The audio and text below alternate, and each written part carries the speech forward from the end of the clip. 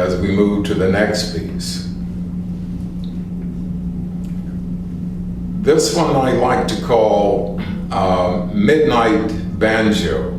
This too is also a piece that is highly reflective of my style, and the usage of color here is leans more to the analogous end of things, and the painting grew not so much out of an idea, but the painting grew out of nothing, with no idea, with no concept of what I would do in coming to do a painting. I desired to paint, so I began to work toward whatever would come. And I like to call this approach to the creative process one of simply listening to what the canvas is saying. The blank canvas is never inert, it's never silent, it's never just a canvas. The canvas being rectangular in shape, or whatever that shape is, those four corners attracting our eyes to those corners. Our eyes tend to cross the center, making an X, and we go around the perimeter of the canvas. There are endless dynamics that are already happening on just what we call the blank canvas. So, having that understanding, I simply set up an abstraction of those lines, intersection and crossing each other, and out of that abstraction there began to emerge within my psychic a feeling of music, a feeling of beauty, and so when that began to happen, I began to create the imagery of a woman with a hat, which is a creation of mine that comes out of my study and having worked as a fashion designer in New York, and again studies in that area around costuming. And the red hair is there for the sake of the love of the color, the love of the hair, the love of the power of that color, also the love of the symbolism that is involved in it, the blood, the life that vibrates throughout the piece. The tree in the distance is a pear tree with our golden to red pears, which was the favorite fruit of my wife.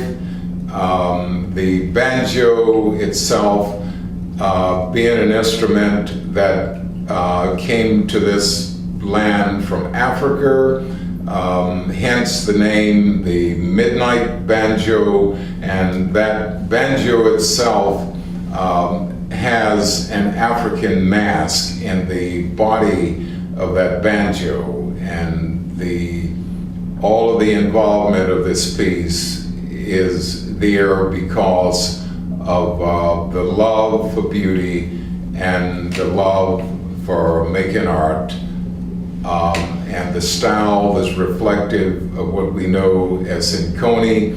And all of this had its origin coming from the time when I was at my first school, being a one-room school called Dunning on the Brown Road, about 2 miles southeast of Alto, where drawing was very much esteemed, and yet we were cast aside to gain no more learning than to work the cotton fields or do other works of that kind, but coming out of that and having powerful teachers who knew beyond that, instilled in us that deep desire for knowledge, for wisdom, for becoming all that we could be that God had instilled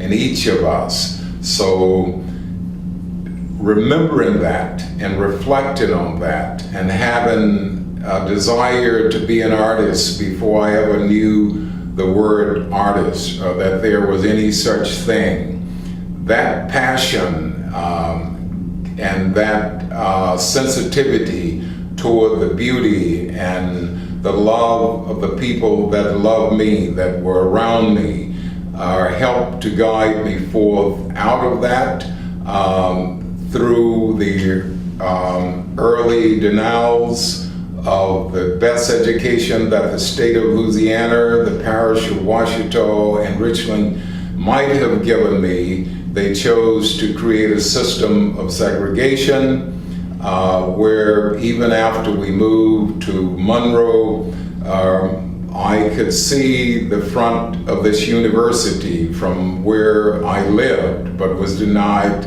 the privilege of coming here, but went to far more beautiful place at that time, which was Southern University on the cliffs of the great Mississippi River.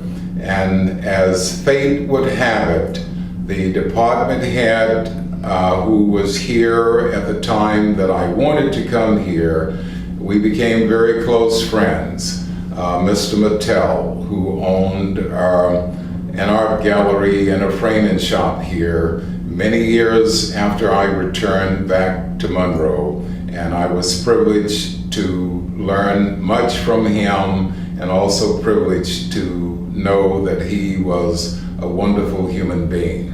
So in closing, what I have to say here is that art for me is an expression of life for life. And even though I've been blessed to been awarded a silver medal in international competition and also was commissioned by Universal Studios to do artwork that appeared in a major motion picture called The Art of Love, starring Dick Van Dyke, Elke Sommers, James Garner, and was produced by Ross Hunter. Anything that I might do or have done that is of any merit is because of God. God is the true artist. I am but an humble conduit.